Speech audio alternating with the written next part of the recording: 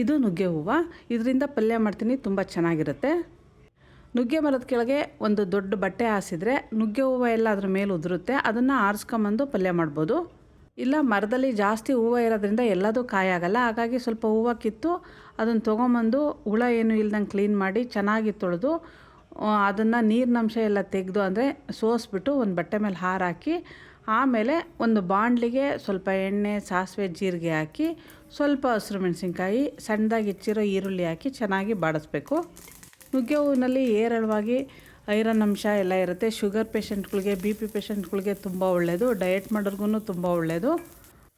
ಈರುಳ್ಳಿ ಸ್ವಲ್ಪ ಬಾಡಿದ ಮೇಲೆ ತೊಳೆದಿಟ್ಕೊಂಡಿರೋ ನುಗ್ಗೆ ಹೂವನ್ನ ಹಾಕಿ ಚೆನ್ನಾಗಿ ಮಿಕ್ಸ್ ಮಾಡಬೇಕು.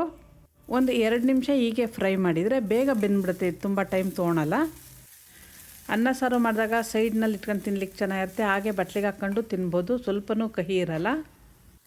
ಇದು ಒಂದು 2 ನಿಮಿಷ ಬೆಂದ ಮೇಲೆ ಇದಕ್ಕೆ ಬೇಕಾದಷ್ಟು ಉಪ್ಪು ಹಾಕ್ತಾಯಿದ್ದೀನಿ.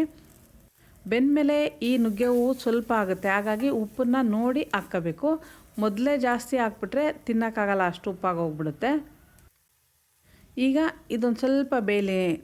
ನೀರಿನಂಶ ಕಡಿಮೆ ಆಗಿದೆ, ತಳ ಹಿಡ್ದಂಗೆ ಆಗುತ್ತೆ. ಹಾಗಾಗಿ 2 ಸ್ಪೂನ್ನಷ್ಟು ನೀರು ಹಾಕ್ತಾಯಿದ್ದೀನಿ.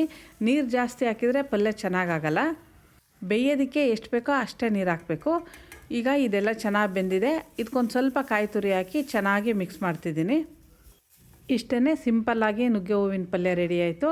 ನುಗ್ಗೆ ಹೂವು ಸಿಕ್ಕಿದರೆ ನೀವು ಖಂಡಿತ ಮಾಡ್ಕೊತೀನಿ. ಬೇಗನೂ ಆಗುತ್ತೆ, ಆರೋಗ್ಯಕ್ಕೂ ಒಳ್ಳೆಯದು. ಇದ್ರ ಡೀಟೇಲ್ ವಿಡಿಯೋ ನನ್ನ ಯೂಟ್ಯೂಬ್ ಚಾನಲಲ್ಲಿ ಸಿಕ್ಕುತ್ತೆ, ಬೇಕಿದ್ದರೆ ವಿಸಿಟ್ ಮಾಡ್ಬೋದು. ನಮಸ್ತೆ.